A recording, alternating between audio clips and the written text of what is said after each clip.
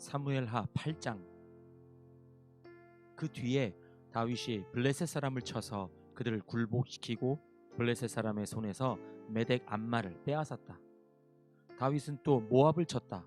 그는 모압 포로들을 줄을 지어 세운 다음에 그들을 땅에 엎드리게 하고 매 석 줄 중에 두 줄은 죽이고 한 줄은 살려주었다.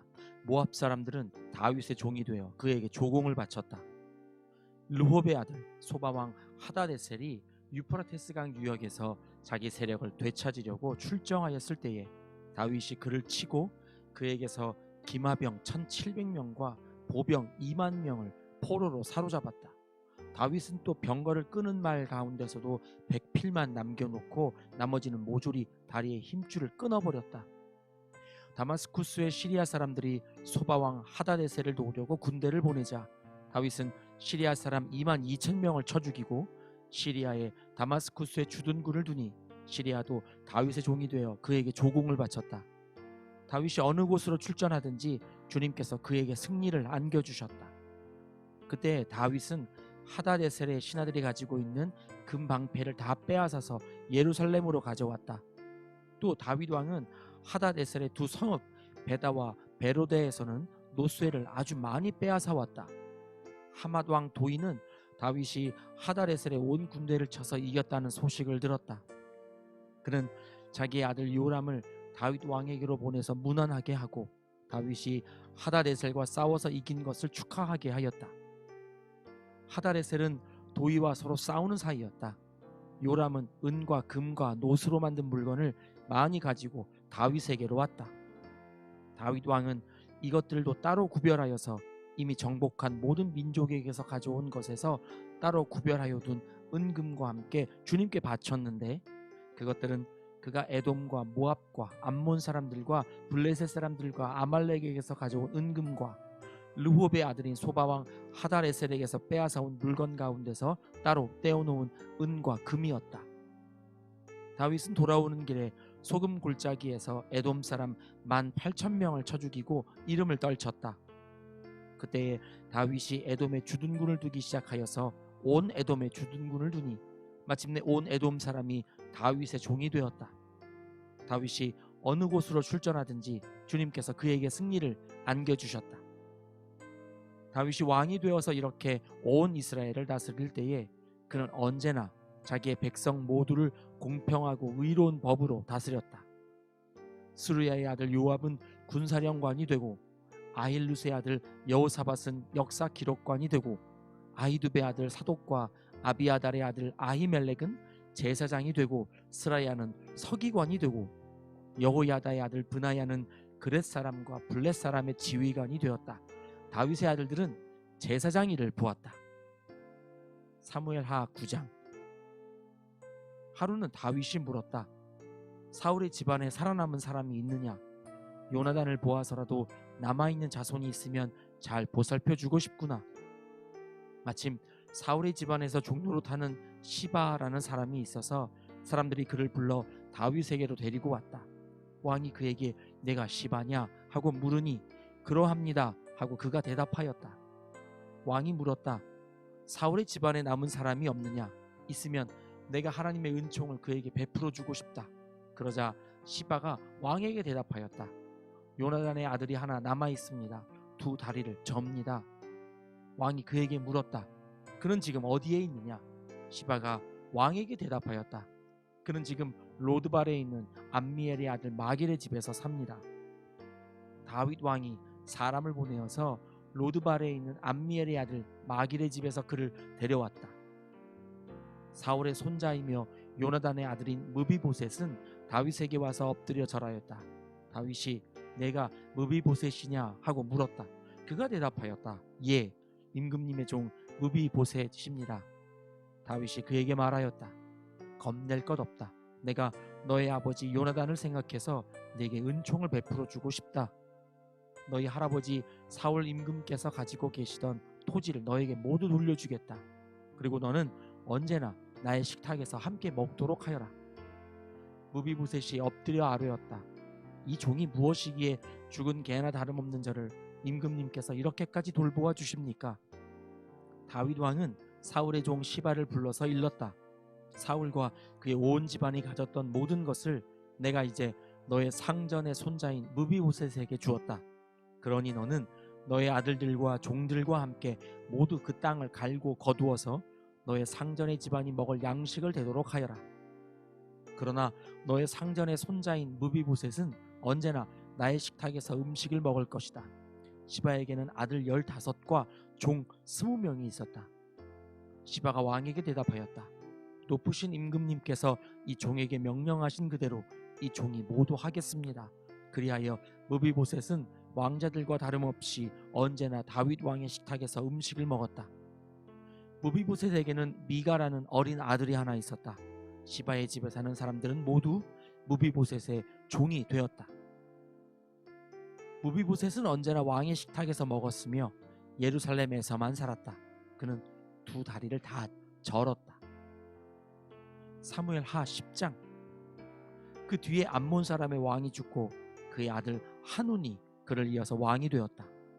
다윗은 하눈의 아버지 나하스가 나에게 은혜를 베풀었으니 나도 나하스의 아들 하눈에게 은혜를 베풀어야겠다 하고서 신하들을 보내어 고인에게 조의를 표하게 하였다. 그래서 다윗의 신하들이 암몬 사람의 땅에 이르렀다. 그러나 암몬 사람의 대신들이 자기들의 상전인 하눈에게 말하였다. 다윗이 임금님께 조문 사절을 보낸 것이 임금님의 부친을 존경하기 때문이라고 생각하십니까? 오히려 이 도성을 두루 살피고 정탐하여 함락시키려고 다윗이 임금님께 자기의 신하들을 보낸 것이 아닙니까? 그래서 하눈은 다윗의 신하들을 붙잡아서 그들의 한쪽 수염을 깎고 입은 옷 가운데를 도려내어 양쪽 엉덩이가 드러나게 해서 돌려보냈다.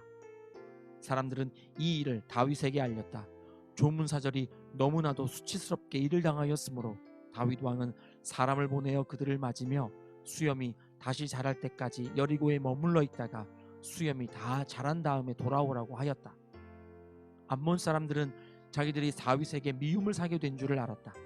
암몬 사람들은 사람을 보내어서 벳 르홉의 시리아 사람과 소바의 시리아 사람에게서 보병 2만 명과 마아가의 왕에게서 1000명과 돕 사람들에게서 12,000명을 용병으로 고용하였다. 다윗은 이 소식을 듣고 요압에게 전투 부대를 맡겨서 출동시켰다. 암몬 사람도 나와서 성문 앞에서 전열을 갖추었으며 소바와 르홉의 시리아 사람들과 돕과 마아가의 용병들도 각각 들녘에서 전열을 갖추었다.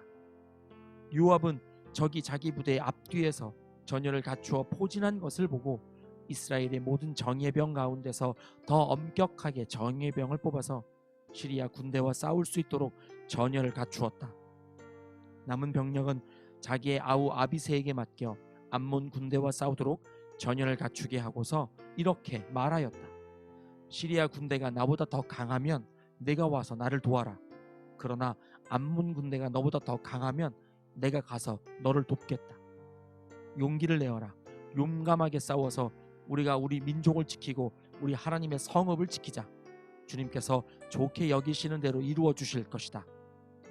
그런 다음에 요압이 그의 부대를 거느리고 시리아 사람들과 싸우러 나아가니 시리아 군인들이 요압 앞에서 도망하여 버렸다. 암몬 군인들은 시리아 군인들이 도망하는 것을 보고서 그들도 아비새 앞에서 도망하여 성으로 들어가 버렸다. 요압은 암몬 군대와 싸우기를 그치고 예루살렘으로 돌아왔다. 시리아 군인들은 자기들이 이스라엘에게 패한 것을 알고서 온 군대를 다시 집결시켰다. 그때에 하다데셀이 사람을 보내어서 유프라테스 강 동쪽에 있는 시리아 군대를 동원시켰으므로 그들이 헬람으로 왔다. 하다데셀의 부하 소박사령관이 그들을 지휘하였다. 다윗이 이 소식을 듣고 온 이스라엘 군대를 모아서 거느리고 요단강을 건너서 헬람으로 진군하였다. 시리아 군대가 다윗과 싸우려고 전열을 갖추고 있다가 맞붙어 싸웠으나 시리아는 이스라엘 앞에서 도망하고 말았다. 다윗은 시리아 군대를 쳐서 병거를 모는 700명과 기마병 4만 명을 죽이고 소박 사령관도 쳐서 그를 그 자리에서 죽였다. 하다데셀의 부하인 모든 왕은 자기들이 이스라엘에게 패한 것을 알고서 이스라엘과 화해한 뒤에 이스라엘을 섬겼다. 그 뒤로 시리아는 이스라엘이 두려워서 다시는 암몬 사람을 돕지 못하였다. 사무엘하 11장. 그 다음 해 봄에 왕들이 출전하는 때가 되자 다윗은 요압에게 자기의 부하들과 온 이스라엘의 군인들을 맡겨서 출전시켰다. 그들은 암몬 사람을 무찌르고 랍바를 포위하였다. 그러나 다윗은 예루살렘에 머물러 있었다. 어느 날 저녁에 다윗은 잠깐 눈을 붙였다가 일어나 왕궁의 옥상에 올라가서 거닐었다. 그때에 그는 한 여인이 목욕하는 모습을 옥상에서 내려다보았다. 그 여인은 아주 아름다웠다. 다윗은 신하를 보내서 그 여인이 누구인지 알아보게 하였다. 다녀온 신하가 그 여인은 엘리암의 딸로서 헷사람 우리아의 아내 밧세바라고 하였다. 그런데도 다윗은 사람을 보내어서 그 여인을 데려왔다. 밧세바가 다윗에게로 오니 다윗은 그 여인과 정을 통하였다. 그 여인은 마침 부정한 몸을 깨끗하게 씻고 난 다음이었다. 그런 다음에 밧세바는 다시 자기의 집으로 돌아갔다. 얼마 뒤에 그 여인은 자기가 임신한 것을 알고 다윗에게 사람을 보내서 자기가 임신하였다는 사실을 알렸다.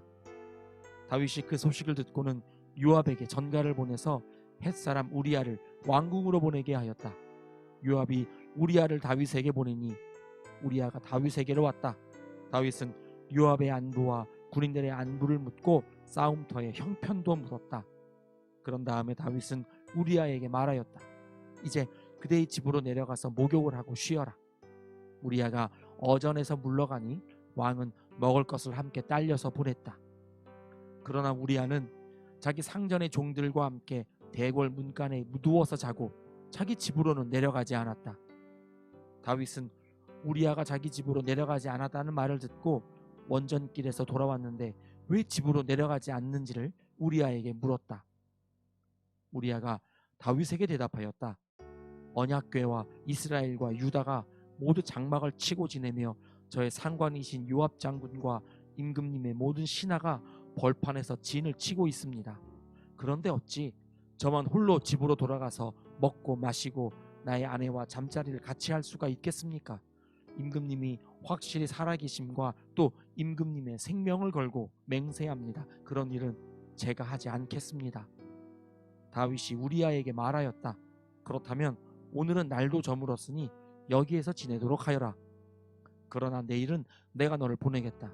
그리하여 우리아는 그날 밤을 예루살렘에서 묵었다. 그 다음 날 다윗이 그를 불러다가 자기 앞에서 먹고 마시고 취하게 하였다. 그러나 저녁 때에 그는 여전히 왕의 신하들과 함께 잠자리에 들고 자기 집으로는 내려가지 않았다. 다음 날 아침에 다윗은 요압에게 편지를 써서 우리아의 편에 보냈다. 다윗은 그 편지에 다음과 같이 썼다. 너희는 우리아를 전투가 가장 치열한 전선으로 앞세우고 나아갔다가 너희만 그의 뒤로 물러나서 그가 맞아서 죽게 하여라. 요압은 적의 성을 포위하고 있다가 자기가 알고 있는 대로 적의 저항 세력이 가장 강한 곳에 우리아를 배치하였다. 그 성의 사람들이 나가서 요압의 군인들과 싸우는 동안에 다윗의 부하들 쪽에서 군인 몇 사람이 쓰러져서 죽었고 그때에 헷사람 우리아도 전사하였다. 요압이 다윗에게 사람을 보내서 전쟁의 상황을 모두 전하였다. 요압은 전령에게 이렇게 지시하였다. 내가 이번 전쟁의 상황을 모두 임금님께 말씀드리고 났을 때에 임금님이 화를 내시며 내게 말씀하시기를 너희가 왜 그토록 성에 가까이 가서 싸웠느냐? 적의 성벽 위에서 적병들이 활을 쏠 줄로 몰랐단 말이냐? 여룻베셋의 아들 아비멜렉을 누가 쳐서 죽였느냐? 어떤 여자가 성벽 위에서 그의 머리 위로 맷돌 윗짝을 던져서 그가 데베스에서 죽지 않았느냐? 그런 것을 알면서 너희가 무엇 때문에 그토록 성벽에 가까이 갔느냐 하시면 너는 임금님의 부하 헷사람 우리아도 죽었습니다 하고 대답하여라. 전령이 떠나 다윗에게 이르러서 요압이 심부름을 보내면서 일러준 말을 모두 전하였다. 전령은 다윗에게 이렇게 말하였다. 우리의 적은 우리보다 강하였습니다. 적이 우리와 싸우려고 평지로 나왔으므로 우리는 적들을 성 안으로 밀어넣으려고 성문 가까이까지 적들을 밀어붙였습니다. 그때 성벽 위에 있는 적들이 임금님의 부하들에게 활을 쏘았습니다. 그래서 임금님의 부하들 가운데서 몇 사람이 죽었고 임금님의 부하인 헷사람 우리아도 죽었습니다. 그러자 다윗이 전령에게 말하였다. 너는 요압에게 칼은 이 편도 죽이고 저 편도 죽이기 마련이니 이번 일로 조금도 걱정하지 말라고 전하여라. 오히려 그 성을 계속 맹렬히 공격하여서 무너뜨리라고 전하여 요압이 용기를 잃지 않도록 하여라. 우리아의 아내는 우리아가 죽었다는 소식을 듣자 자기의 남편을 생각하여 슬피 울었다. 애도하는 기간이 지나니 다윗이 사람을 보내어서 그 여인을 왕궁으로 데려왔다. 그 여인은 이렇게 하여서 다윗의 아내가 되었고 그들 사이에서 아들이 태어났다. 그러나 주님께서 보시기에 다윗이 한 이번 일은 아주 악하였다. 아멘.